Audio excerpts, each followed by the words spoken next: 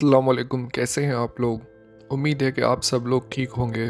آج کی ہماری ویڈیو ایک ایسے انسان کے بارے میں ہے جو مسلمان ہونے سے پہلے ایک سنگر ہوا کرتے تھے اور ان کا تعلق عیسائیت مذہب سے تھا۔ حالیہ ہی ان سے ایک ٹی وی چینل نے انٹرویو لیا جس میں انہوں نے بتایا کہ اسلام ان کی زندگی میں کس طرح آیا۔ انٹرویو کے دوران سب سے پہلا سوال ان سے یہ کیا گیا کہ آپ ہمیں اپنا تعارف بھی کروائیں اور اپنی ذاتی زندگی کے بارے میں بھی کچھ بیان کر دیں۔ انہوں نے کہا ان کا نام جان فاؤنٹین ہے اور انہوں نے 2008 میں اسلام قبول کیا تھا۔ انہوں نے مزید بتایا وہ اسلام سے پہلے ایک جیز سنگر ہوا کرتے تھے۔ جیز سنگر ہونے کے ساتھ ساتھ وہ ڈائمنڈز کی اسٹڈی بھی کیا کرتے تھے اور وہ افریقہ کے اندر کام کرتے تھے، اور ان کا تعلق مینچسٹر سٹی سے ہے جو کہ انگلینڈ کا شہر ہے۔ ان سے اگلا سوال کیا گیا کہ آپ اپنے عقیدے کے بارے میں بتائیں اور اسلام سے پہلے آپ کس عقیدے میں یقین رکھتے تھے۔ انہوں نے جواب دیا کہ وہ ایک کرسچن گھرانے میں پیدا ہوئے تھے اور انہوں نے چھوٹی عمر سے ہی چرچ جانا شروع کر دیا تھا۔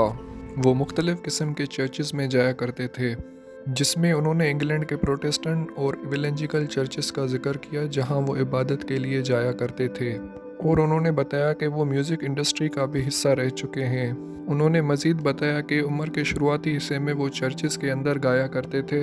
انہوں نے کچھ موسیقی اوزاروں کا نام لیا جس میں انہوں نے یوکلیلی، بینجو اور ٹرمپٹ کا ذکر کیا جن کو وہ چرچز کے اندر بجایا کرتے تھے۔ وہ بچپن سے ہی موسیقی کا بہت شوق رکھتے تھے۔ انہوں نے کہا کہ 14 سال کی عمر سے ہی انہوں نے گانا شروع کر دیا تھا، اور بتایا کہ 16 سے 17 سال کی عمر میں وہ ایک پروفیشنل سنگر بن چکے تھے۔ وہ جیز کلبز میں، کریوز شپس کے اندر اور فٹ بال ایونٹس کے لیے جیسے کہ مینچسٹر یونائٹڈ کے لیے بھی گایا کرتے تھے، اور ان کو مختلف ایونٹس کے اندر گانے کے لیے بلایا جاتا تھا۔ انہوں نے اس عرصے کو جس عرصے میں انہوں نے سنگنگ کی، اس عرصے کو دور جاہلیت سے مخاطب کیا۔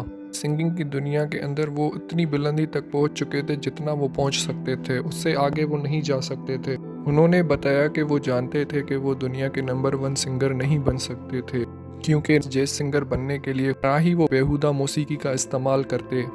جب وہ جیز کلبز کے اندر گاتے تھے تو ان کو اس چیز کا اندازہ ہو چکا تھا کہ وہ اپنی کیریئر کی بلندیوں کو چھو چکے ہیں، اور انہوں نے اس چیز کو محسوس کر لیا تھا کہ وہ اس سے آگے نہیں جا سکتے تھے، وہ پہلے سے ہی وہ حاصل کر چکے تھے۔ جس کے بعد ان کو ایک خالی پن محسوس ہوا اور انہوں نے خود سے سوال کیا کہ کیا وہ ساری زندگی یہی چیز کرنا چاہیں گے، کیونکہ وہ اس چیز کو محسوس کر چکے تھے ایک چیز بار بار کرنے سے نہ ہی ان کو ذہنی سکون ملے گا نہ ہی دلی اطمینان۔ جس کے بعد انہوں نے اپنی توجہ سنگنگ سے بزنس کی طرف پھیر دی اور انہوں نے ڈائمنڈز کو اسٹڈی کرنا شروع کر دیا، اور وہ افریقہ چلے گئے۔ اس کے بعد ان سے اگلا سوال کیا گیا کہ آپ کو اس چیز کا اندازہ کیسے ہوا کہ آپ جس مذہب سے تعلق رکھتے ہیں وہ غلط ہے؟ کیا آپ کے ساتھ کوئی ایسا واقعہ پیش آیا یا آپ کے ذہن میں کوئی سوال پیدا ہوا یا کچھ اور؟ انہوں نے کہا یہ انتہائی دلچسپ سوال آپ نے مجھ سے پوچھا ہے۔ انہوں نے مزید بتایا کہ بچپن میں تقریباً 7 سال کی عمر میں جب وہ ایک بار چرچ گئے تھے اور انہیں کہا گیا کہ آپ کو جیزس اور خدا کے بارے میں گانا لکھنا ہے اور اس پہ ان کو ایک ریپ سانگ بنانا ہے، اور ان کو بائبل کی کچھ آیات گانے کے لیے دی گئی، اور کہا کہ ان کے ایک چرچ کے پیسٹر جو ایک یوتھ ورکرز میں سے تھے، انہوں نے وہ پیپر اٹھایا جس پہ گانا لکھا ہوا تھا اور انہوں نے الفاظوں کو بدلنا شروع کر دیا۔ جو اصل گانا مجھے گانا تھا وہ جیزس اور خدا کے بارے میں تھا، اور چرچ کے پادری نے الفاظوں کو بدل کے یہ لکھ دیا کہ جیزس خدا ہے۔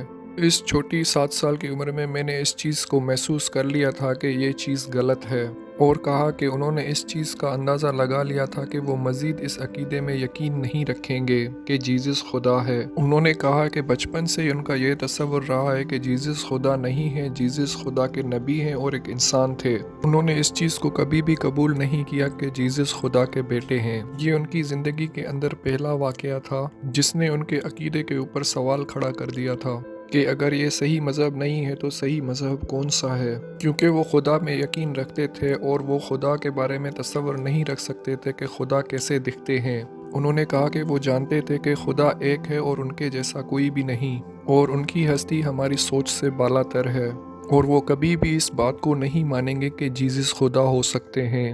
اور بچپن سے ہی اس چیز نے مجھے سوچنے پہ مجبور کر دیا تھا کہ یہ سب غلط ہو رہا ہے۔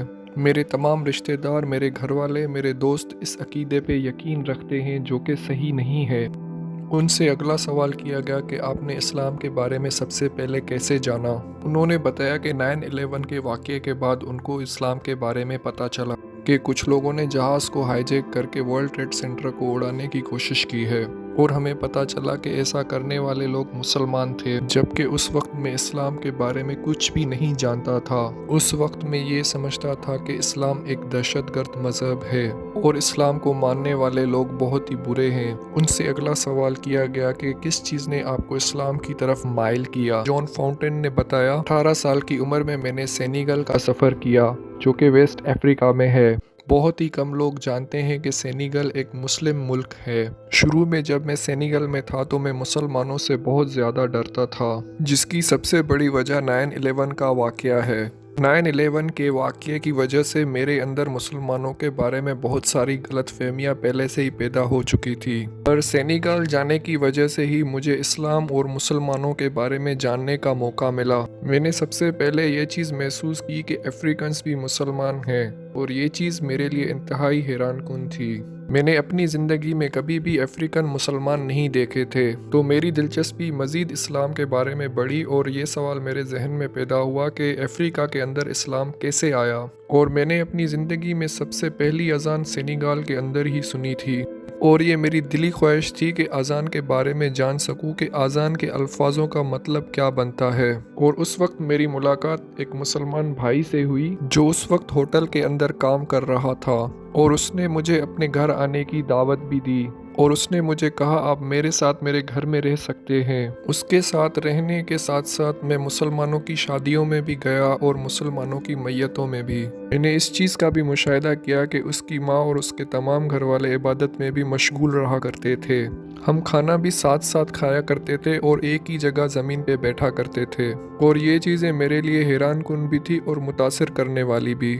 ان سے اگلا سوال کیا گیا کہ اتنا کچھ جاننے کے بعد بھی آپ کے دل نے چاہا کہ آپ بھی مسلمان بن جائیں؟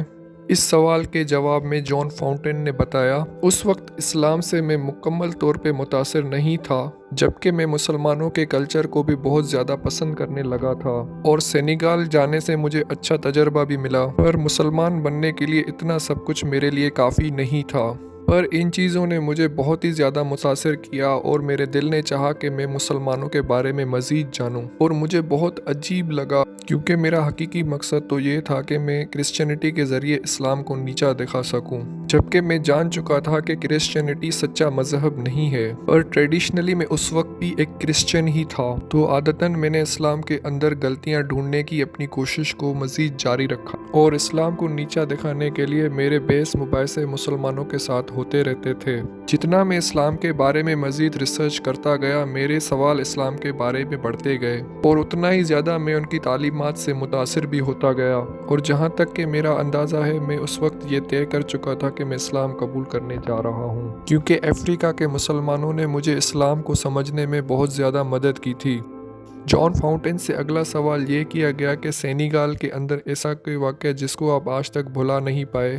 اسلام قبول کرنے سے 5 سال پہلے کی یہ بات ہے۔ اس وقت میں ایک مسلمان بھائی کے گھر میں ٹھہرا ہوا تھا، اور ان کی دادی کا انتقال ہو گیا تھا۔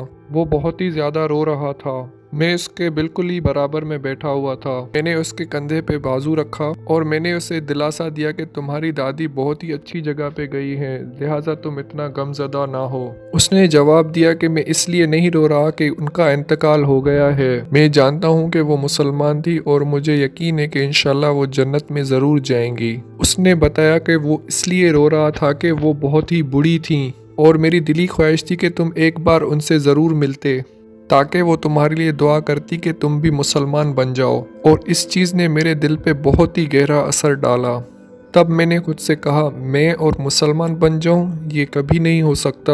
اس کی اس بات نے مجھے اندر سے بالکل جھنجھوڑ کر رکھ دیا تھا، اور میں سوچنے لگا کہ آخر یہ اس کے لیے اتنا اہم کیوں تھا کہ میں مسلمان بن جاؤں۔ ویڈیو کی طرف مزید بڑھنے سے پہلے آپ لوگوں سے گزارش کروں گا کہ میرے چینل کو سبسکرائب کر لیجئے گا، اور بیل آئیکن کو بھی پریس کر دیں تاکہ میری آنے والے ویڈیوز کی نوٹیفیکیشنز آپ لوگوں کو مل سکیں۔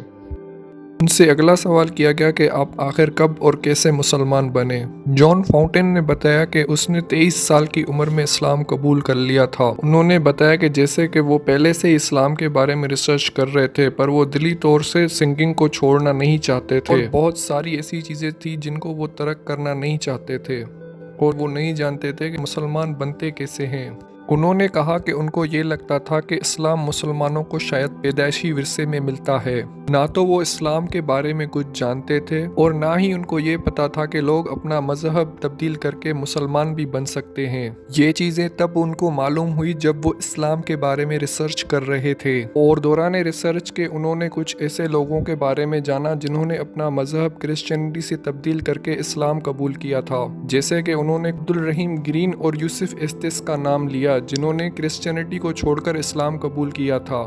ان کو حقیقت میں یہ ریسرچ کے دوران ہی معلوم ہوا کہ کافی گورے لوگ بھی اسلام قبول کر رہے ہیں، اور انہوں نے بتایا کہ وہ اس بات پہ بھی بہت خوش تھے کہ وہ بھی اگر مسلمان بننا چاہیں تو بن سکتے ہیں۔ جان فاؤنٹین سے اگلا سوال کیا گیا کہ آپ کو اسلام کی دعوت کس نے دی تھی۔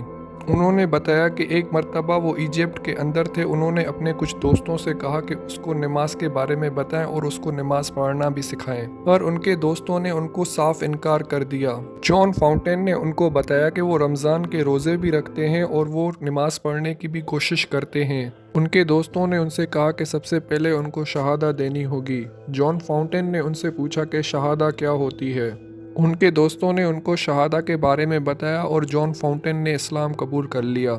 جان فاؤنٹین نے بتایا کہ جب انہوں نے کلمہ پڑھا تو ان کو ایسے محسوس ہوا کہ ان کے کندھوں سے ایک بڑا سا بوجھ ہٹا دیا گیا ہو۔ انہوں نے بتایا کہ اسلام قبول کرنے کے بعد وہ واپس UK چلے گئے اور انہوں نے وہاں پہ مسجد کو ڈھونڈنے کی کوشش کی، اور انہوں نے بتایا کہ وہ مسلمان ہونے کے بعد بھی مسجد کے اندر جانے سے ڈرا کرتے تھے، کیونکہ ان کو لگتا تھا کہ مسلمان دہشت گرد ہوتے ہیں۔ ان کے ذہن میں مسلمانوں کو لے کے اب بھی منفی خیالات چل رہے تھے۔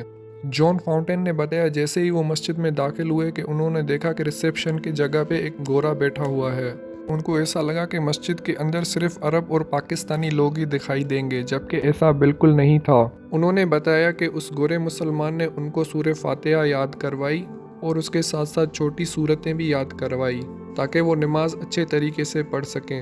وہ ہر روز اس مسجد میں جایا کرتے تھے اور وہ گورا مسلمان ان کو ہر روز کچھ نہ کچھ سکھاتا تھا۔ انٹرویور نے جان فاؤنٹین سے اگلا سوال یہ کیا کہ جب آپ نے اسلام قبول کیا تھا تو آپ کے رشتہ داروں اور آپ کے اپنے قریبی دوستوں نے آپ کے بارے میں کیا سوچا؟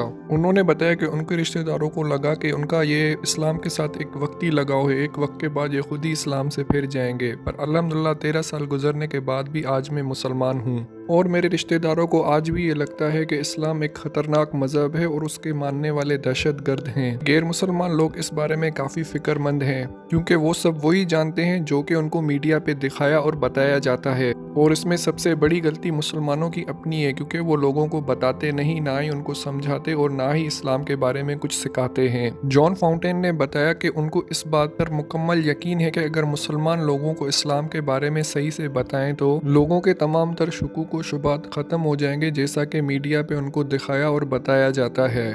ان سے اگلا سوال کیا گیا کہ مسلمان ہونے کے بعد سب سے بڑا چیلنج آپ کے سامنے کیا تھا؟ انہوں نے بتایا کہ اسلام قبول کرنے کے بعد سب سے مشکل چیز 5 وقت نماز قائم کرنا تھی۔ انہوں نے کہا کہ اگر آپ کو 5 وقت نماز پڑھنے کی عادت نہیں ہے تو یہ آپ کے لیے بہت ہی مشکل ہوگا کہ آپ 5 وقت کی نماز کو قائم کر سکیں۔ اس کی وجہ یہ ہے کہ ہم نماز کو ٹائم نہیں دیتے، اور جیسے جیسے آپ اسلام کے بارے میں مزید جانتے ہیں تو آپ کو پتہ چلتا ہے کہ نماز اسلام کا انتہائی اہم رکن ہے۔ ان سے اگلا سوال کیا گیا کہ آپ کو نبی کریم صلی اللہ علیہ وآلہ وسلم کی کس بات نے سب سے زیادہ متاثر کیا تھا؟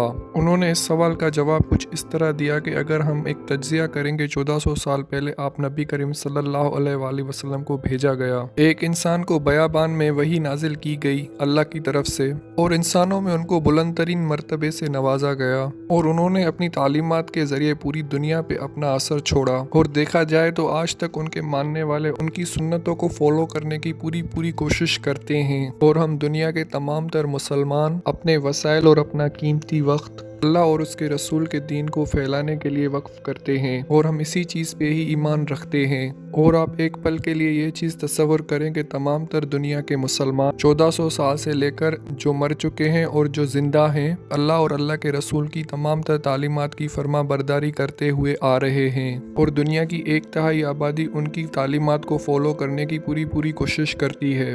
جب لوگ نبی کریم صلی اللہ علیہ وآلہ وسلم کی ذاتی زندگی پر نظر ڈالتے ہیں تو جو کچھ انہوں نے کیا اور جو پیغام اللہ کی طرف سے ان کو دیا گیا قرآن کی شکل میں، اس میں تمام تر دنیا کے انسانوں کے مسائل کا حل ہے۔ اگر آپ شریعت کو دیکھیں تو وہ خدا کی طرف سے بھیجی ہوئی ہمیں ایک ہدایت ہے۔ اگر آپ اس کو دنیا کے کسی بھی مذہب سے یا کسی بھی فلسفے سے کمپیئر کریں گے تو اسلام کی تعلیمات دنیا کے تمام تر مذاہب اور تمام تر فلسفوں سے اوپر ہے، اور اسلام کو سمجھنا انتہائی آسان ہے۔ ان سے اگلا سوال کیا گیا کہ اسلام قبول کرنے سے پہلے آپ کا مقصد کیا تھا اور اسلام قبول کرنے کے بعد آپ کا مقصد اب کیا ہے؟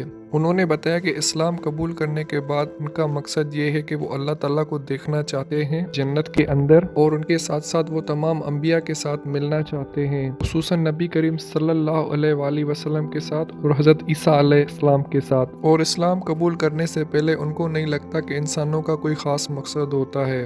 تمام تر انسان خود اپنا مقصد اپنے آپ ہی بنا لیتے ہیں۔ وہ دنیا کے اندر ایک وقت گزارنے آتے ہیں، اس سے زیادہ کچھ بھی نہیں۔ جان فاؤنٹین سے اگلا سوال کیا گیا کہ آپ کو کہا جائے کہ دنیا کے تمام تر غیر مسلمانوں کے لیے اگر آپ کوئی پیغام دینا چاہیں تو وہ کیا پیغام ہوگا؟ جان فاؤنٹین نے کہا کہ وہ ان لوگوں کی ہمت افزائی کریں گے کہ وہ اسلام کو غیر جانبدار ہو کے پڑھیں۔ ایسے مسلمانوں سے اسلام کے بارے میں جاننے کی کوشش کریں جنہوں نے اسلام کو پڑھا اور سمجھا ہو۔ آپ کو اس کے لیے کچھ وقت نکالنا ہوگا، کچھ بکس پڑھنے پڑیں گے اسلام کے بارے میں، اور آپ کتابوں کے ذریعے یہ جاننے کی کوشش کریں 1400 سالوں سے اسلام دنیا کے اوپر کس طرح سے غالب رہا ہے۔ انہوں نے مزید کہا کہ وہ دنیا کے تمام تر غیر مسلمانوں کو یہ پیغام دیں گے کہ ایک اللہ کی عبادت کریں اور اس خدا سے دعا اور التجا کریں کہ وہ آپ کو ہدایت دے اور صحیح راستہ دکھائے۔ جب آپ تنہائی میں ہو تو اپنا ماتھا زمین سے لگا کر اس خدا سے ہدایت طلب کریں جس نے ہم سب کو پیدا کیا ہے۔ ان سے آخری سوال کیا گیا کہ جانے سے پہلے آپ کا آخری پیغام کیا ہوگا؟ انہوں نے کہا کہ یہ میرا پیغام خصوصاً مسلمانوں کے لیے ہے جو مجھے دیکھ رہے ہیں۔ آپ میں سے جو مسلمان نماز نہیں پڑھتے، ہو سکتا ہے آپ کا ایمان کمزور ہو، یہ بھی ہو سکتا ہے کہ آپ اسلام کے بارے میں بہت کچھ جانتے ہوں۔ میری ان سے یہی گزارش ہے کہ وہ مزید اسلام کے بارے میں جاننے کی کوشش کریں اور اپنی نماز پر زیادہ سے زیادہ توجہ دیں۔ اپنی 5 وقتہ نماز کو پختہ بنائیں اور ٹائم پہ نماز ادا کریں۔